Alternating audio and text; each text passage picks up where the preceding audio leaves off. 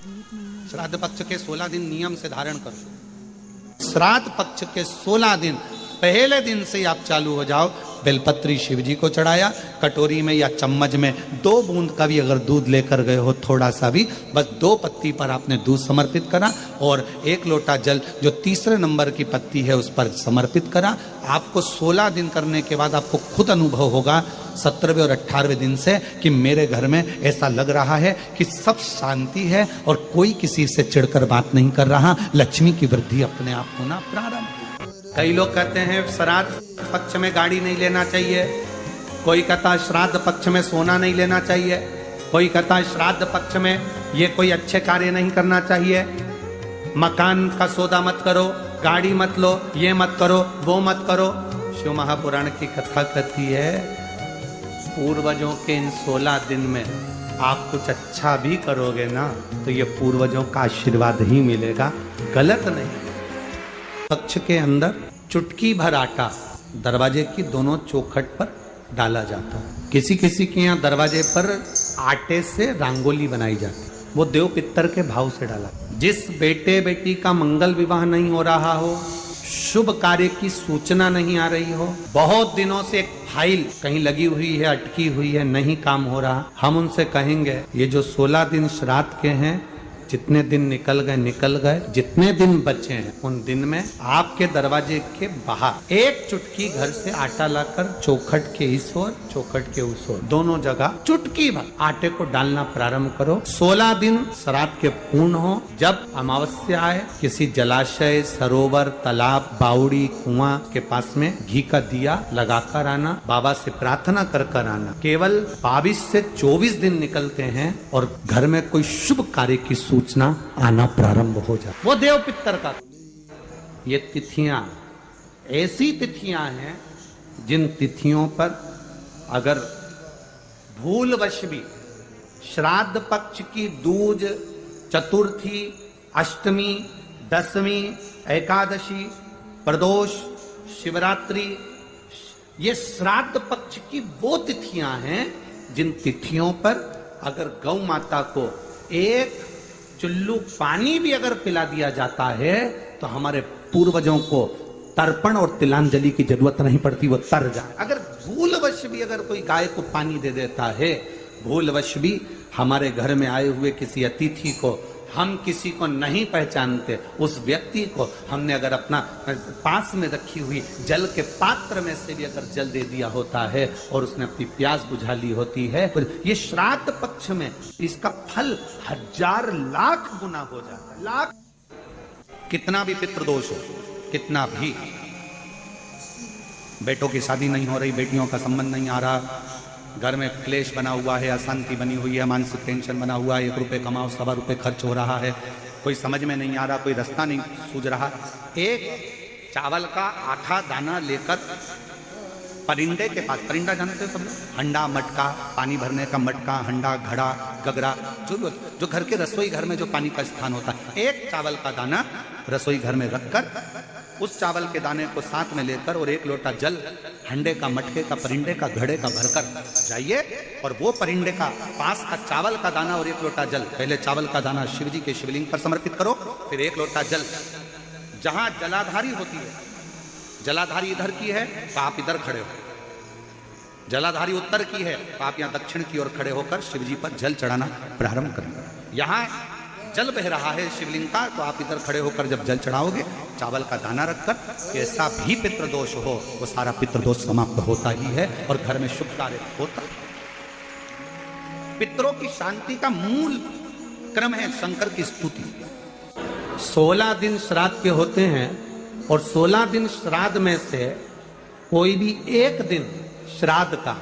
जो तुम्हारी मर्जी पड़ जाए, जिस दिन तुम घर में फ्री हो, जिस दिन तुम्हारी मर्जी पड़ जाए, जिस दिन तुम्हारा मन कर जाए, उस दिन वृषकपि, विषकपि नाम लेकर एक रोटी में थोड़ी सी शक्कर या गुड़, थोड़ा सा चावल, थोड़ा सा अगर चावल नहीं हो तो खीर बन जाए तो ज्यादा अच्छी है, रोटी के अंदर रखकर वृषकपि या विषकपि भगवान शंकर का एक अवतार नाम लेकर अपने दरवाजे के बाहर खड़े होकर जो गौ माता को श्राद्ध पक्ष में किसी भी दिन ये भोजन वृषकपी का नाम लेकर दे देते हैं, उसके घर में कभी संपदा की कमी नहीं आती, धन की कमी नहीं आती। घर में अगर गंगा जल रखा हो, श्राद्ध पक्ष में तुलसी के क्यारे के पास में एक छोटी सी कटोरी रखकर घर का कोई भी व्यक्ति, चाहे महिला हो, पुरुष हो, पुत्रवधू हो, बच्चे हो, कोई भी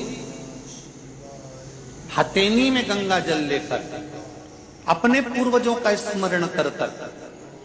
और वो गंगा जल काशी विश्वनाथ के नाम से अपने पूर्वजों का नाम लेकर वो कटोरी में अगर 5 बार या 7 बार छोड़ देता है तो उसके पूर्वजों को पिंडदान और तर्पण की जरूरत नहीं पड़ती, उनको मोक्ष प्राप्त हो जाता। अनायास श्राद्ध पक्ष में आप कुछ भी ना कर पाए, कुछ भी ना कर सकते हो, तो एक पत्ते के ऊपर कोई सा भी पत्ता ले लो, चाहे पान का ले हो, कोई पीपल का ले हो, कोई भी पत्ते के ऊपर एक पुड़ी, थोड़ा मीठा थोड़ा नमकीन रखकर अपनी कामना कर अपने पूर्वजों के लिए इन 3 वृक्ष के नीचे 16 श्राद्ध में किसी भी एक दिन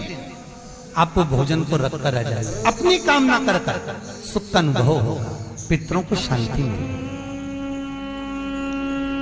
के लक्षण है। इसमें आपके घर में जो भी रुद्राक्ष पड़ा हो, जो एक पानी के पात्र में उस रुद्राक्ष को डाल दीजिए, उसमें एक चावल का दाना डाल दीजिए। परिंदा जहां होता है, मटका, हंडा या रसोई घर में आपका जो पानी भरने का स्थान होता है, जिसको आरो वारो क्या क्या लगा के रखते हो, उसी के कहीं पास में उस कलश को रख दीजिए, ऊपर से उसको ढक दीजिए। शाम के समय, सुबह रखा 10 बजे से 12 बजे के बीच में, शाम के समय प्रदोष काल में भगवान शंकर का नाम स्मरण कर कर ओम नमः शिवाय बोलकर, श्री शिवाय नमस्तुभ्यम बोलकर या महामृत्युंजय, कुछ नहीं तो घर के दरवाजे पर थोड़ा पानी छींटना। तुम ये तो नियम बना सकती हो ना कि मैं घर में से पानी लूंगी, मटके में से, परिंदे में से, और घर के बाहर छींटूंगी। क्या होता है मटके का पानी बाहर छींटने से, परिंदे का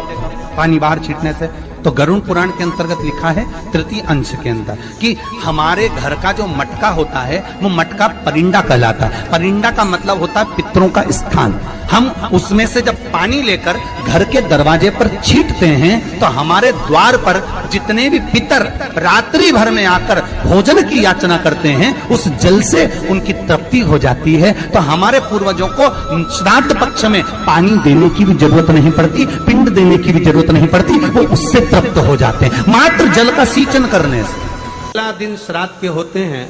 और 16 दिन श्राद्ध में से कोई भी एक दिन श्राद्ध का, जो तुम्हारी मर्जी पड़ जाए, जिस दिन तुम घर में फ्री हो, जिस दिन तुम्हारी मर्जी पड़ जाए, जिस दिन तुम्हारा मन कर जाए, उस दिन वृषकपी, विषकपी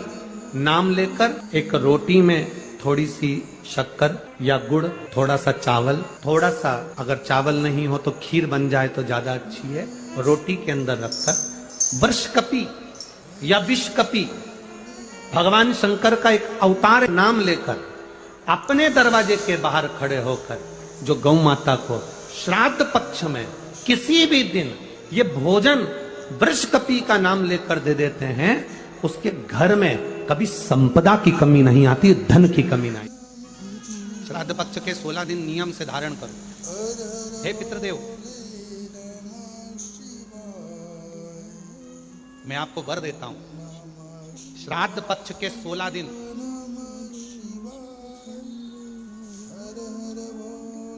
यदि संसार का कोई मनुष्य बेल दूध का प्रयोग करता है, बेल दूध से मतलब होता है बेलपत्र के ये मध्य भाग जो होता है, बेलपत्री की जो नीचे की 2 पत्तियां जो होती है, ये 2 पत्तियां जो बेलपत्री की होती है, इस बेलपत्री की दोनों पत्तियों को शिवलिंग पर जब आप रखते हैं, शिवलिंग पर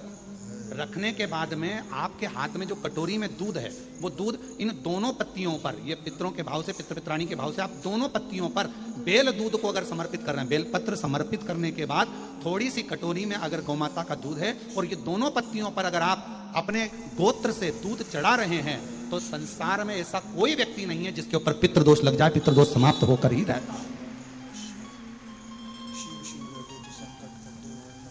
शिवलिंग पर बेलपत्र चढ़ाई, बेलपत्र चढ़ाकर के नीचे की जो पत्ती है, आपका जो दूध का भाग है वो 2 पत्ती पर चढ़ना चाहिए, तीसरी पत्ती पर जल का भाग आता है, 2 पत्ती पर आपका दूध का भाग रहे। और जब बेल दूध का प्रयोग आप करते हैं और दूध बाबा को 16 दिन श्राद्ध के, अगर कोई कह दे कि आपके घर में पितृदोष है, ये दोष है, वो दोष है, सारे दोष आपके यहाँ लग गए हैं और आपके यहाँ ये 4 लक्षण अगर पितृदोष के दिख रहे हैं जो पहले कथा में वर्णित किए, अगर ये लक्षण दिख रहे हैं तो श्राद्ध पक्ष के 16 दिन पहले दिन से ही आप चालू हो जाओ। बेलपत्री शिव जी को चढ़ाया, कटोरी में या चम्मच में 2 बूंद का भी अगर दूध लेकर गए हो, थोड़ा सा भी, बस 2 पत्ती पर आपने दूध समर्पित करा और 1 लोटा जल जो तीसरे नंबर की पत्ती है उस पर समर्पित करा। आपको 16 दिन करने के बाद आपको खुद अनुभव होगा 17वें और 18वें दिन से कि मेरे घर में ऐसा लग रहा है कि सब शांति है और कोई किसी से चिढ़कर बात नहीं कर रहा, लक्ष्मी की वृद्धि अपने आप होना प्रारंभ। कैसा भी। और यहां तक शिव महापुराण की कथा कहती है किसी की फैक्ट्री बंद हो गई, किसी की दुकान बंद हो गई, चलते चलते अगर किसी का व्यापार बंद हो गया, 4 दिन चल रहा था, बहुत अच्छा चला, उसके बाद एकदम डाउन आ गया, कोई प्रशासनिक कार्रवाई हो गई, कोई अदालती कार्रवाई हो गई, कोई परेशानी सामने आकर खड़ी हो गई है, तो भी अगर प्रति 16 दिन तक लगातार शंकर भगवान के शिवलिंग पर बेल दूध का प्रयोग किया गया है, तो आप 17वें दिन से अंदाजा लगा लेंगे कि आपका धीरे धीरे धीरे धीरे धीरे धीरे जो फैक्ट्री बंद सी थी वो ऊर्जावान हो गई है, चलना प्रारंभ हो गई। बेल दूध का इतना प्रभाव, बेल दूध का इतना, पितृदोष से संसार सागर की मुक्ति हो, मोक्ष हो, ऐसा कोई फल केवल देव अधिदेव महादेव ने बेल और दूध का जो प्रयोग है उस प्रयोग का साधारण फल नहीं है, बहुत फल। और श्राद्ध पक्ष में मेरी जीजियों से निवेदन है, मेरी बेटियों से, मेरी माताओं से, अगर तुम्हारे घर में 25 साल तक भी औलाद नहीं हुई, 20 साल हो गए, 25 साल हो गए, 30 साल हो गए,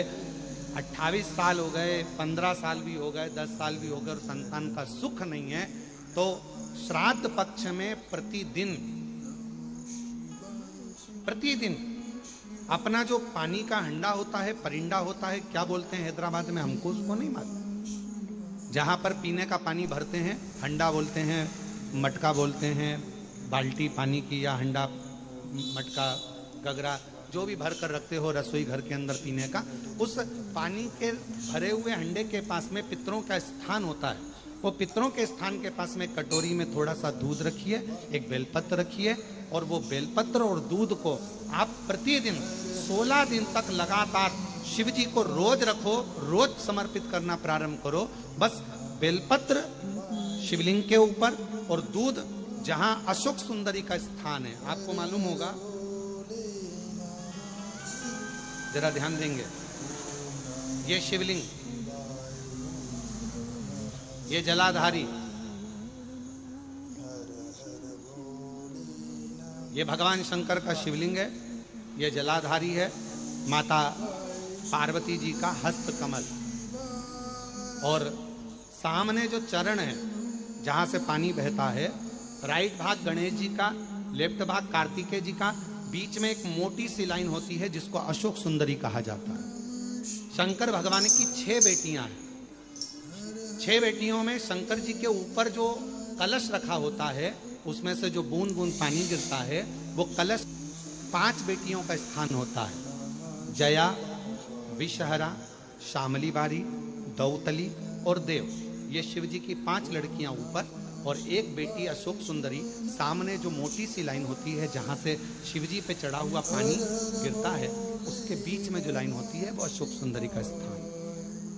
तो जिसके यहाँ संतान का यदि सुख नहीं है तो 16 दिन एक प्रयास करें,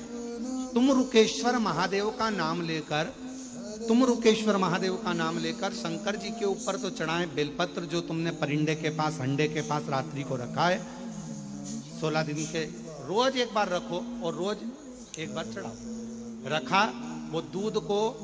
अशोक सुंदरी के स्थान पर समर्पित करना है और बेलपत्र को शिवलिंग पर समर्पित करना है। 16 दिन कर कर देखिए, उसके 3 महीने के अंदर देवाधिदेव महादेव की कृपा से गर्भ जरूर ठहरेगा, शिव की कृपा जरूर,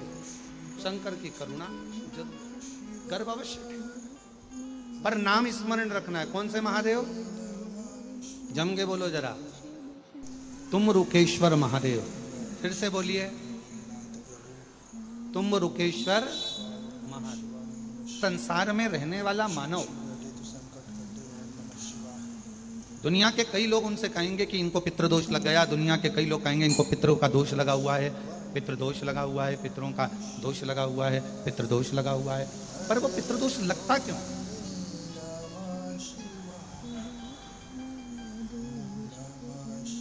पितृदोष लगने का कारण है क्या? आपने अपने गए हुए पूर्वजों के लिए तर्पण भी करा, पिंडदान भी करा, तिलांजलि भी दी, ब्राह्मण का भोजन भी कराया, सब कुछ करा, जो आपसे बन सकता था आपने सब कुछ करा, सब कुछ। फिर पितृदोष कैसे लग गया? फिर पितरों का दोष कैसे लग सकता है? तो पितरों ने तुरंत भगवान देवादिदेव महादेव से कहा कि संसार सागर में माता पिता के रहते हुए उनका आदर ना कर पाना, या माता पिता को जब प्यास लगी उस समय पर जल प्राप्त ना हो पाना, या किसी न किसी रूप में माता पिता के पूर्वजों के आदर से वंचित रह जाना, फिर माता पिता के चले जाने के बाद, बुजुर्गों के चले जाने के बाद वो दोष घर में लग जाना पितृदोष की संज्ञा में। और पितृदोष के 4 लक्षण सबसे प्रबल है। ये कोई भी अनुभव कर सकता है। पितृदोष के 4 लक्षण में पहला लक्षण है 1 रुपया कमाओ, 1.25 रुपए खर्च हो रहे हैं, समझ लेना पितरों का दोष है। दूसरे नंबर का, एक व्यक्ति घर में बीमार है, ठीक हुआ, दूसरा बीमार पड़ गया, तीसरा ठीक हुआ, चौथा बीमार पड़ गया, घर में कोई ना कोई निरंतर बीमार पड़ा हुआ है, दवाई गोली लगी रही है, समझ लो पितरों का दोष है। तीसरे नंबर पर आप कोई पूजन की थाली लगाए, किसी को भोजन देने जा रहे थे, किसी को पानी देने जा रहे थे, किसी को भोजन का कोई नाश्ता देने जा रहे थे, और आपकी ट्रे में से, आपकी थाली में से, आपके हाथ से अगर कोई भरा हुआ पात्र पानी का गिर गया, नाश्ते का गिर गया, थाली गिर गई, कोई दूध का गिलास गिर गया, कोई सामग्री गिर गई, कोई पूजन की थाली तुम्हारे हाथ में है और पूजन की थाली में से मालूम पड़े कोई सामान गिर गया नीचे, समझ लो कि पितृ का दोष है। और चौथे नंबर पर पितरों का दोष का वर्णन किया गया, घर में जितने सदस्य रह रहे हैं, अगर वो किसी न किसी रूप में एक दूसरे पर चिढ़कर बोल रहे हैं, क्रोध कर बोल रहे हैं। प्रश्न बहुत छोटा सा है, पत्नी ने कुछ कहा, उसका उत्तर पति ने चिढ़कर दिया, पति ने कुछ कहा, पत्नी ने चिढ़कर उत्तर दिया, बच्चों ने कुछ कहा, माँ बाप ने चिढ़कर उत्तर दिया, माँ बाप कुछ बोले, बच्चे चिढ़कर उत्तर दिए, समझ लेना कि कहीं ना कहीं पितरों का दोष। तो भगवान पितृदेव ने अपने दामाद से, भगवान देवादिदेव महादेव से कहा कि संसार सागर में हो सकता है कि संसार सागर में मनुष्य रहता है, मानव रहता है, और उससे गलतियां हो जाती है। तो पितृदोष अगर संसार के लोगों को लगे तो हमारा एक निवेदन है, आप जाते जाते वर दीजिए कि ये पितरों की शांति आपकी आराधना से पूर्ण हो जाए, बस इतना वर दे दीजिए। उन्होंने हाथ जोड़कर कहा, भगवान देवादिदेव महादेव भगवान शिव जी से प्रार्थना करी, निवेदन किया। संसार का मनुष्य, दुनिया के लोग कहें कि ये पितृदोष है, पर उस दोष से आपकी पूजन आराधना से वो दोष मुक्त हो जाए। दोष श्राद्ध पक्ष के 16 दिन नियम से धारण करो। ब्राह्मण को भोजन नहीं करा पा रहे हैं, मान लो आप गौ माता को रोटी नहीं दे पा रहे हैं, स्वान को भोजन नहीं दे पा रहे, कौवे को भोजन नहीं दे पा रहे हो, और मान लो गया ब्रह्म कपाली या कहीं पिंडदान नहीं कर पा रहे हो, तिलांजलि तर्पण नहीं कर पा रहे हो, तो एक काम जरूर करना, जल के पात्र में 2 बूंद गंगा जल डालना, और वो गंगा जल शंकर को रोज 16 दिन तक चढ़ाइए, पितृदोष समाप्त हो जाए। जब ज्यादा घर में पितृदोष हो ना, ऐसा लगे कि पितृदोष बहुत ज्यादा है, 1 रुपए कमा रहे हैं, 1.25 रुपए खर्च हो रहा है, हाथ में पैसा नहीं टिक रहा, दुकान 4 दिन अच्छी चल रही है, फिर व्यापार डाउन हो जाता है, कोई पैसा लेकर भग गया, नहीं दे रहा, कहीं कर्जा मात्रा बढ़ गई है, ये पितृदोष के लक्षण है। इसमें आपके घर में जो भी रुद्राक्ष पड़ा हो, जो भी रुद्राक्ष रखा हो, क्योंकि संभाल के तो आप रखते नहीं, पटक देते हो यहां में, जो भी रुद्राक्ष आपके घर में रखा हुआ, एक पानी के पात्र में उस रुद्राक्ष को डाल दीजिए, उसमें 1 चावल का दाना डाल दीजिए। महाराज, परिंदा जहां होता है, मटका, हंडा या रसोई घर में आपका जो पानी भरने का स्थान होता है, जिसको आरो वारो क्या क्या लगा के रखते हो, उसी के कहीं पास में उस कलश को रख दीजिए, ऊपर से उसको ढक दीजिए। शाम के समय, सुबह रखा 10 बजे से 12 बजे के बीच में, शाम के समय प्रदोष काल में भगवान शंकर का नाम स्मरण कर कर, ओम नमः शिवाय बोलकर, श्री शिवाय नमस्तुभ्यं बोलकर, या महामृत्युंजय मंत्र का स्मरण कर कर, या गायत्री मंत्र का स्मरण कर कर, जो मंत्र आपकी बुद्धि में विवेक में समाहित हो उस मंत्र का नाम लेकर राम कृष्ण हरि जो बोल सकते हो, एक घी का दिया अवश्य प्रज्वलित करें। लंबी बाती का, कौन सी बाती का? फूल बत्ती का नहीं, गोल बत्ती का नहीं, लंबी बाती का। बत्ती का मुख दक्षिण की ओर, कहां पर होना चाहिए? दक्षिण की, ना पूरब ना पश्चिम ना उत्तर। बत्ती का मुख कहां हो? दक्षिण की ओर। जैसे श्राद्ध पक्ष में ब्राह्मण को जब भोजन कराते हैं तो ब्राह्मण का मुख श्राद्ध पक्ष के भोजन कराते समय अगर पूरब पश्चिम और उत्तर का होता है तो श्राद्ध के भोजन का फल नहीं मिलता। उसका मुख दक्षिण का होता है तो हमारे घर के जितने भी पितर उस तिथि में गए होते हैं सबको उसका भाग मिल जाता है और पितृ दोष समाप्त हो जाता है। इसलिए ब्राह्मण का मुख श्राद्ध पक्ष में भोजन कराते समय दक्षिण का होना चाहिए।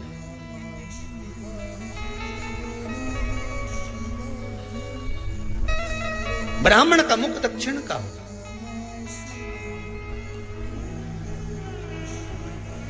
यहां तक शास्त्र कहता है महाराज, अगर गौ माता को श्राद्ध पक्ष में अगर भोजन दे रहे हो तो गाय का मुख अगर दक्षिण का है, गाय का, आपका मुख भले उत्तर का हो, गाय का मुख दक्षिण का हो, आपका मुख भले पूरा पश्चिम नहीं का, गाय का मुख अगर दक्षिण में है, अगर आपने दक्षिण में गाय को खड़ी कर रखा है और दक्षिण में उसका मुख और आप भोजन दे रहे हो तो शास्त्र कहता है कि किसी पिंड की जरूरत नहीं पड़ती, गाय स्वतः कल्याण कर देती है, गौ माता स्वतः कल्याण कर, दक्षिण मुखी हो। तो दिए की जो बाती का मुख कहां होना चाहिए? दक्षिण का। और दक्षिण का मुख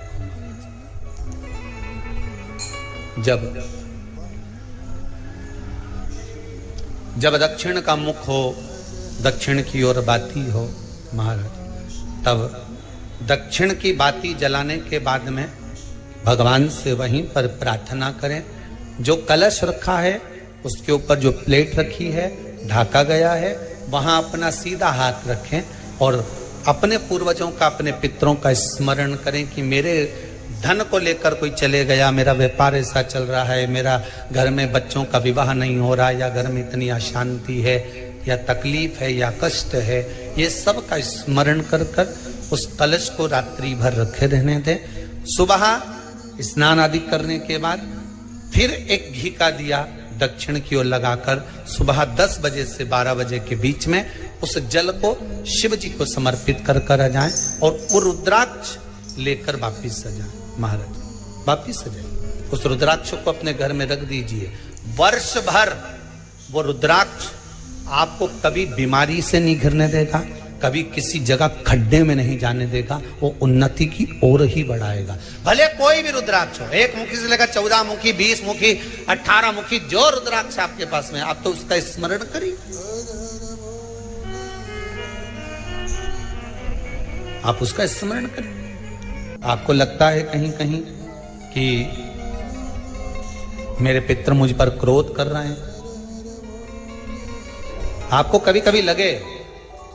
कि मेरे ऊपर पितरों का पितृ दोष लगा हुआ है या पितरों का श्राप लगा हुआ है, या हमारे यहाँ पर लोग अधोगति में ज्यादा मर जाते हैं, हमारे यहाँ ये काम ज्यादा हो जाता है, तो निवेदन है, श्राद्ध पक्ष चल रहा है, प्रयास करिएगा एक चावल की कटोरी में,